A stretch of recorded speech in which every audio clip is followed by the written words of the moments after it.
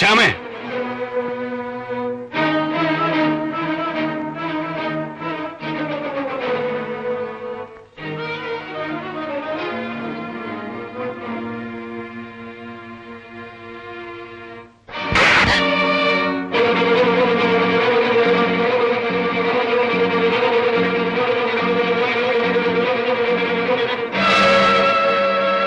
it is so cheap. What is...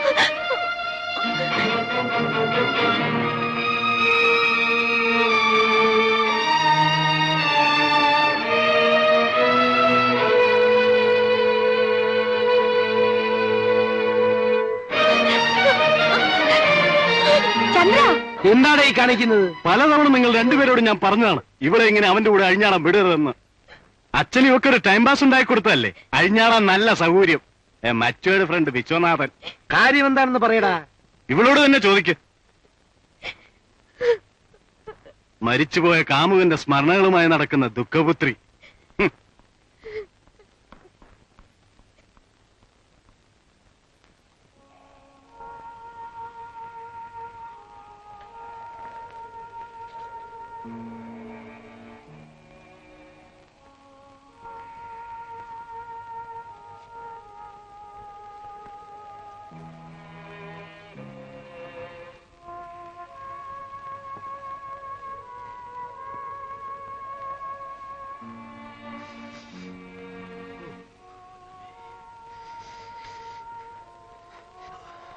sir, നല്ല മഞ്ഞുണ്ട് sir.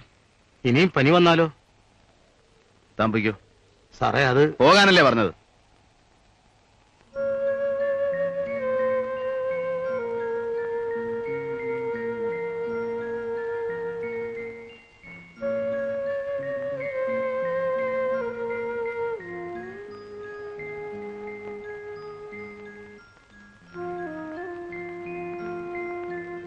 നീ ചെയ്തത് തെറ്റാണെന്ന് ഞാൻ പറയുന്നില്ല. പക്ഷെ അവളുടെ മനസ്സ്, അവൾക്കിത് ഇഷ്ടമാണെങ്കിലോ? അവൾക്ക് 10-20 വയസ്സായില്ലേ മോനെ. നമ്മൾ എന്തുമാത്രം വിവാഹങ്ങൾ ആലോചിച്ചു. എന്തിനെങ്കിലും അവള് സമ്മതിച്ചിട്ടുണ്ടോ? അവളുടെ മനസ്സിന് ഇഷ്ടപ്പെട്ടത് ഇതാണെങ്കിൽ. അവൾ ഉറങ്ങിയോ? ഇല്ല, അതേ കിടപ്പ് കിടക്കുക. ആഹാരമാണെങ്കിൽ ഒന്നും കഴിച്ചിട്ടില്ല. നേരം വെളുത്തിട്ട് അവളോടൊന്ന് ചോദിക്കാം. നേരം കുറേയായി, നീയും പോയി കിടന്നുറങ്ങിക്കോ.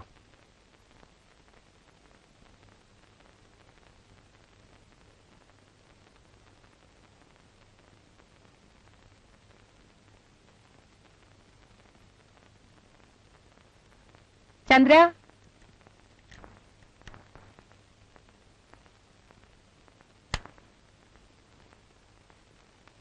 ശ്യാമ എഴുന്നേറ്റോ? അതിന് അവൾ ഇന്നലെ ഉറങ്ങിയിട്ട് വേണ്ടേ? അവക്ക് ചായ കൊടുത്തു. വേണ്ടെന്ന് പറഞ്ഞു. അമ്മേ ചായ.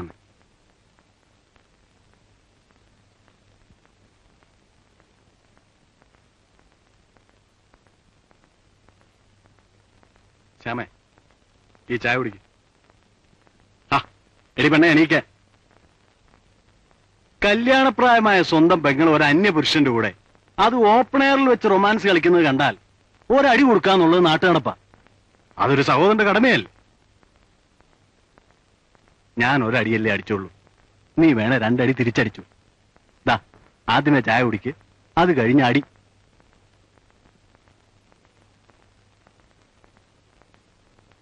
നിനക്ക് അങ്ങനെ ഒരു ആഗ്രഹം ഉണ്ടായിരുന്നെങ്കിൽ അത് ആദ്യം ചേട്ടനോട് വേണ്ട പറയാൻ. ഞാൻ ശരിയാക്കി തരില്ലായിരുന്നു.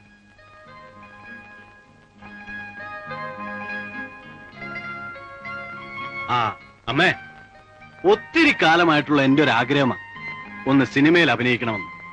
ഇനി അളിയന്റെ പടത്തിൽ ഞാനൊരു വിലസും. ശ്യാമേ, നീ കൂടെ എന്റെ കാര്യം ഒന്ന് പറഞ്ഞേക്കണേ. മോനെ, നീ ഇന്ന് വിശ്വനെ കാണുകയാണെങ്കിലേ ഒന്ന് ക്ഷമ പറഞ്ഞേക്ക്. പാവം, അവനാകെ അപ്സെറ്റ് ആയി കാണും. അല്ലമ്മേ, വിശ്വനെ ഫേസ് ചെയ്യണ കാര്യം ആലോചിക്കുമ്പോൾ ഒരു ചമ്മല്. ഞാൻ ഇന്നലെ അവന്റെ കോളറെ പിടിച്ചൊരു സ്റ്റൈലൊക്കെ കാണിച്ചതല്ലേ. പിറ്റേ ദിവസം തന്നെ കല്യാണാലോചനയായിട്ട് ചെല്ലുകയെന്ന് പറഞ്ഞ. നീ എന്തിനെ കുരുത്തക്കേടൊക്കെ കാണിക്കാൻ? ഓ, അത് ശരി. പുന്നാരമൊക്കെ പ്രേമം വന്നപ്പോ അച്ഛനും അമ്മയും സപ്പോർട്ട്. ബാക്കിയുള്ളവൻ 10ാം ക്ലാസ്സിൽ പഠിച്ചപ്പോ ഒരു പെണ്ണിനെ എടുത്തു കൊടുത്തു എന്ന് പറഞ്ഞ് കെട്ടിത്തൂക്കി വാശിക്കായിരുന്നു അച്ഛൻ അമ്മയെ അടി. മതി, നിന്റെ ഈ തമാശയൊക്കെ ഒന്ന് കള. നീ ഇന്ന് വിശ്വനെ കാണുകയാണെങ്കിലേ ഇങ്ങോട്ട് കൂട്ടിക്കൊണ്ടു പോര്. നമുക്ക് എല്ലാവരും കൂടെ ഒരുമിച്ച് ഉത്സവത്തിന് പോകാം. ഏ ഓ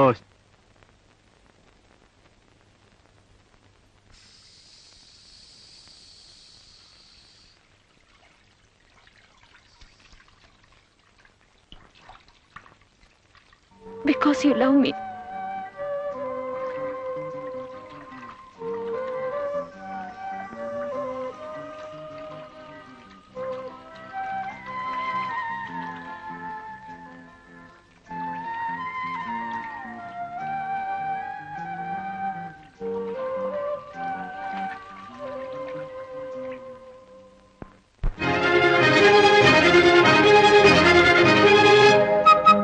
എങ്ങനെ പറഞ്ഞു തുടങ്ങണമെന്ന് എനിക്കറിയില്ല. ഇങ്ങനെയുള്ള കാര്യങ്ങൾ ഡീൽ ചെയ്യത്തക്ക പക്വതയും എനിക്കില്ല. അത് വിശ്വന് ഇന്നലെ തന്നെ മനസ്സിലായി കാണുമല്ലോ.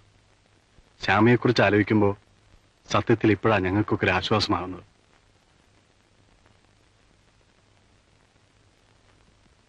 എല്ലാം അറിഞ്ഞുകൊണ്ട് അവളെ സ്നേഹിക്കുന്ന ഒരാൾ കഴിഞ്ഞതെല്ലാം മറന്ന് അവളും അയാളെ സ്നേഹിക്കാൻ തയ്യാറാവുക.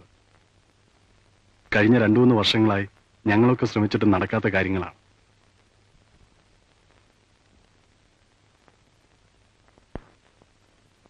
എന്തോ തെറ്റിദ്ധാരണയുടെ പേരിൽ ഞാൻ ഇന്നലെ അതും ഇതുമൊക്കെ പറഞ്ഞു എന്ന് വെച്ച് അതൊന്നും മനസ്സിൽ വെക്കരുത്. എന്നോട് ക്ഷമിക്കൂ വിശ്വ. ചന്ദ്രൻ, നിങ്ങളൊക്കെ ഇപ്പോഴാണ് എന്നെ തെറ്റിദ്ധരിച്ചെന്ന് തോന്നുന്നു. കുറേയൊക്കെ എന്റെ കുറ്റമാണെന്നറിയാം. എന്നാലും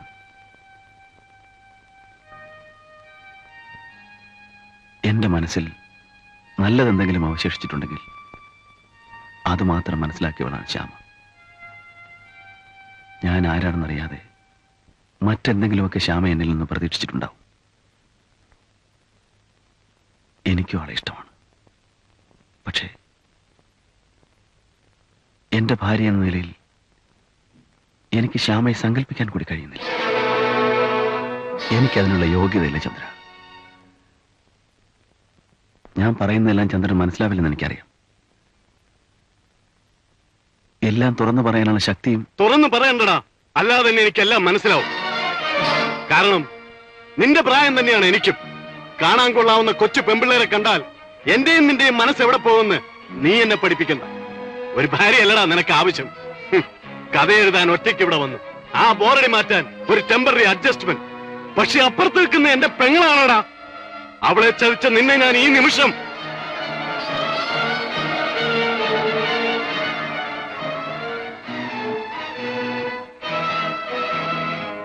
ഞാനത് ചെയ്യുന്നില്ല.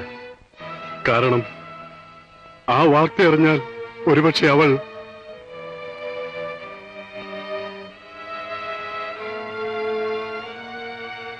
എനിക്ക് നിന്നോട് ഒരപേക്ഷയുണ്ട്. ഇന്ന് തന്നെ നീ ഇവിടം വിട്ടു പോകണം. ഇനി ഒരിക്കൽ കൂടി നിന്നെ ഇവിടെ കാണാനിടയായാൽ എന്റെ ഈ നിയന്ത്രണം തെറ്റിപ്പോയെന്ന് വരും.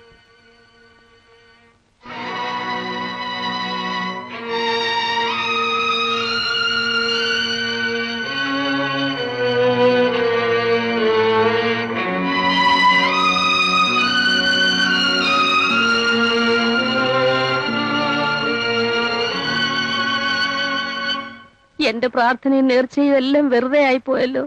എന്റെ ഈശ്വര, ശ്യാമ ഇതറിഞ്ഞാൽ. അമ്മ, അവൻ സിനിമാക്കാരനാ. അവനെ കാണുന്നെല്ലാം വെറും സിനിമയാ. കഥ എഴുതാൻ ഒരു ബംഗ്ലാവും പകർത്തി എഴുതാനും ശുശ്രൂഷിക്കാനും സുന്ദരിയായ ഒരു പെൺകുട്ടിയും. അവൾ എന്തിനും തയ്യാറാണെന്ന് കൂടി അറിയുമ്പോ ചന്ദ്ര, നാണം കെട്ടതൊക്കെ ഞാനാ. അതിലെനിക്ക് വിഷമമില്ല. അവൾക്ക് വേണ്ടി ഇനിയും 100 പ്രാവശ്യം ഞാൻ നാണം കെടാം. പക്ഷേ എന്റെ പൊന്നു മോനെ, ഒന്ന് പതുക്കെ പറ. അവളെങ്ങാനും വന്നിത് കേട്ടാൽ.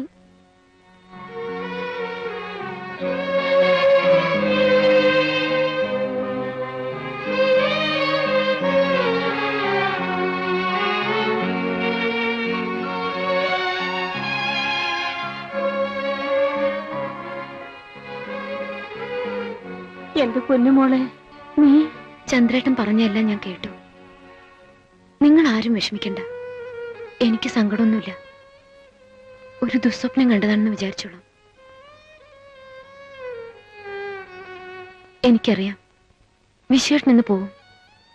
പോകുന്നതിന് മുമ്പ് എനിക്കൊന്നുകൂടെ കാണണം. നിങ്ങൾ ആരും എന്നെ തടയരുത്.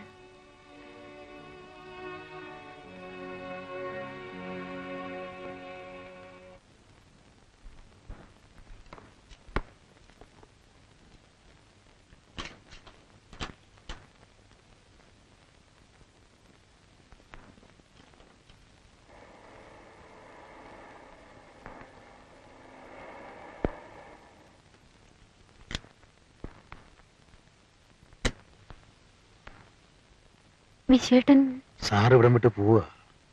എന്ത് പറ്റി കുഞ്ഞെ സാറ് ഇവിടുന്ന് എത്ര പെട്ടെന്ന് പോകാൻ? വിശേട്ടൻ എവിടെ? അകത്തുണ്ട്.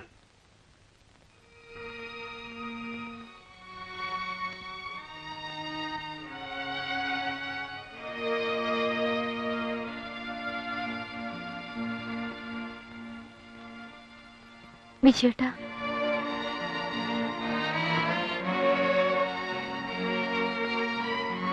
പോവാണല്ലേ?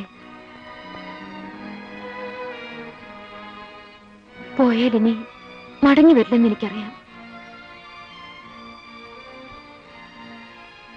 വന്നാലും തമ്മിൽ കാണാൻ കഴിഞ്ഞില്ലെങ്കിലോ?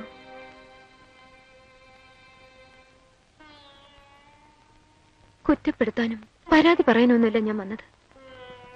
അറിഞ്ഞോ അറിയാതെയോ എന്തെങ്കിലും തെറ്റ് വന്നു പോയിട്ടുണ്ടെങ്കിൽ എന്നോട് ക്ഷമിക്കണം. ചന്ദ്രേട്ടൻ അതും എനിക്ക് വേണ്ടി ക്ഷമിക്കണം. ശ്യാമേ, വേണ്ട, ഒന്നും പറയണ്ട. അതുകൂടെ സഹിക്കാനുള്ള ശക്തി എനിക്കില്ല. ശ്യാമേ നിൽക്കൂ. എന്നോട് എന്തിനിത്ര ക്രൂരത കാണിക്കുന്ന വിഷയട്ടാ? ഞാൻ എന്ത് തെറ്റാണ് ചെയ്തത്? ഞാൻ വെറും ഒരു ഫ്രണ്ട് ആണല്ലേ? എന്തിനിങ്ങനെ സ്വന്തം മനസാക്ഷി വഞ്ചിക്കുന്നു? ശരിയാണ്. നിന്നോട് അടുക്കാൻ തുടങ്ങിയത് മുതൽ, നീ ആരാണെന്നറിഞ്ഞത് മുതൽ ഞാൻ എന്റെ മനസാക്ഷി വഞ്ചിക്കുകയായിരുന്നു. നിന്നെ അകറ്റി നിർത്താൻ പലപ്പോഴും ഞാൻ ശ്രമിച്ചു. പക്ഷെ എനിക്കതിന് കഴിഞ്ഞില്ല. സത്യമെല്ലാം നിന്നോട് തുറന്നു പറയാൻ പലവട്ടം ഞാൻ ആലോചിച്ചതാണ്. ധൈര്യം വന്നില്ല. ഞാനൊരു സ്വാർത്ഥനായിരുന്നു. A selfish bastard.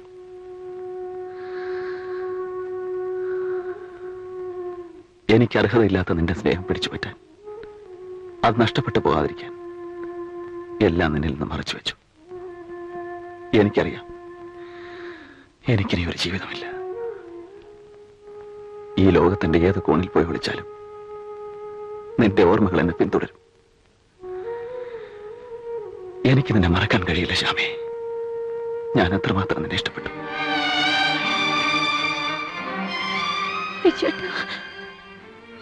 അരുത് ശ്യാമേ, നീ പറഞ്ഞത് ശരിയാണ്. ഇനി തമ്മിൽ കാണാൻ കഴിഞ്ഞില്ലെങ്കിലോ ഞാൻ എല്ലാം നിന്നോട് തുറന്നു പറയാം.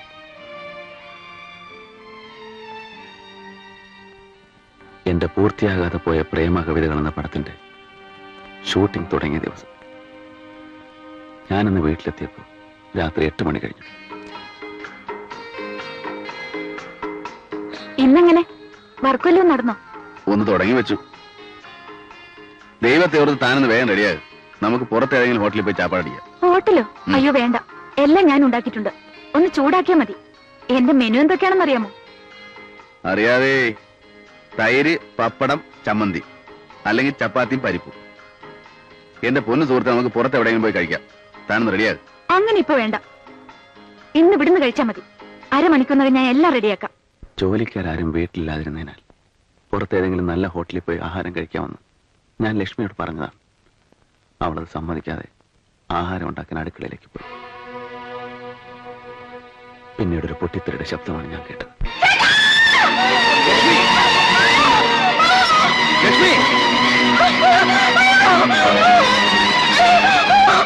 ഞാൻ ഓടിച്ചെന്നപ്പോഴേക്കും ഗ്യാസ് സിലിണ്ടർ പൊട്ടി രക്തത്തിൽ കുളിച്ചു കിടന്ന ലക്ഷ്മിയാണ് ഞാൻ കണ്ടത്. ഞാൻ തന്നെ അവളെ കാറിലെടുത്ത് കിടത്തി ആശുപത്രിയിലേക്ക് പറഞ്ഞു.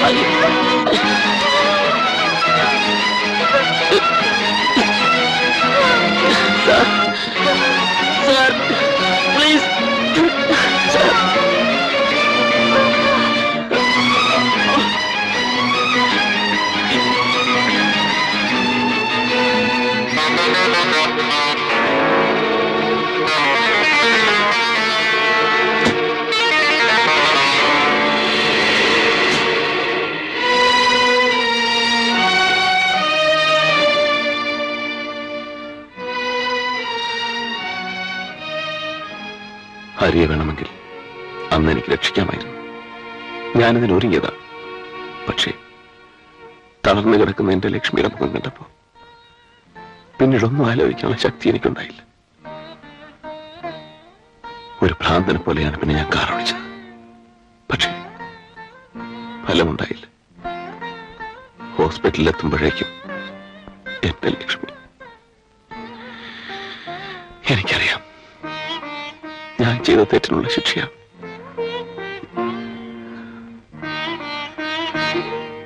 നിന്റെ ഹരിയെ കൊന്നത് ഞാനാണ്, മനഃപൂർവ്വം അല്ലെങ്കിലും. എനിക്ക് വേണമെങ്കിൽ അതൊക്കെ മറച്ചു വയ്ക്കാമായിരുന്നു. പക്ഷേ ഞാനത് ചെയ്തില്ല. നിന്റെ ജീവിതം തകർത്തവനാണ് ഞാൻ. പറയൂ ശ്യാമേ, ഇനിയും നിനക്കെന്നെ സ്നേഹിക്കാൻ കഴിയുമോ?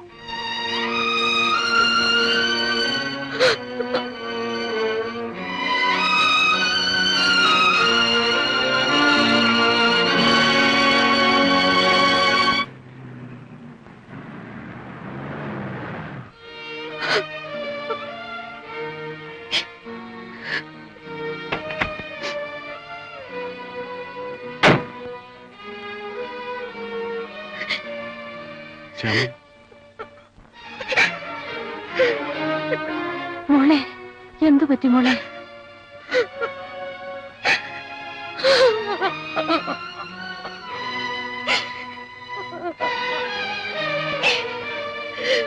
കാര്യം എന്താണെന്ന് പറ മോളെ. പറയടി, അവൻ നിന്നെ വല്ല ഉപദ്രവിച്ചോ? പറയാൻ. അയാളാണ് ഹരിയെ.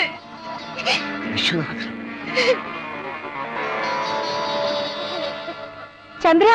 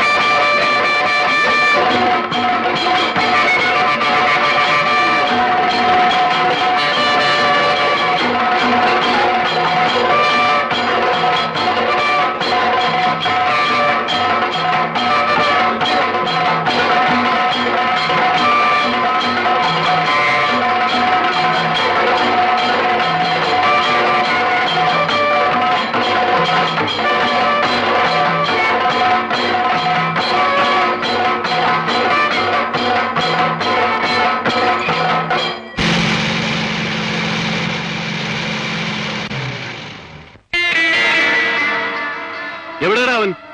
സാറ് പോയി. എപ്പം? ഇപ്പം അങ്ങോട്ട് പോയതേ ഉള്ളൂ. അമ്പലത്തിന്റെ അടുത്ത് വരെ എത്താനുള്ള സമയമായിട്ടുള്ളൂ.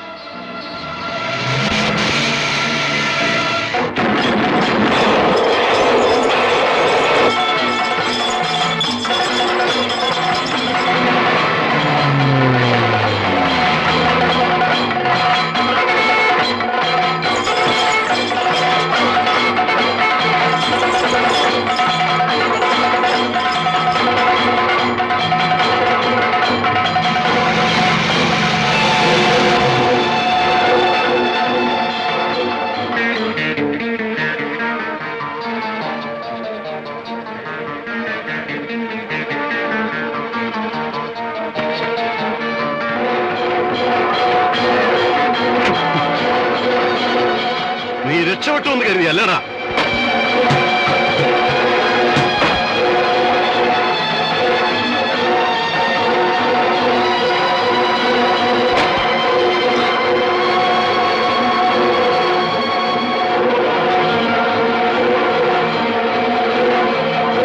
പ്ലീസ്, ഞാൻ പറയുന്നുണ്ട് കേൾ. എനിക്കൊന്നും കേൾക്കണ്ടടാ. ചന്ദ്ര പ്ലീസ്, ഈ ആളുകളുടെ മുമ്പിൽ വെച്ച് സീൻ ഉണ്ടാക്കരുത്. നമുക്ക് സംസാരിക്കാം. ഞാൻ എവിടെ വേണമെങ്കിലും വരാം. പ്ലീസ്.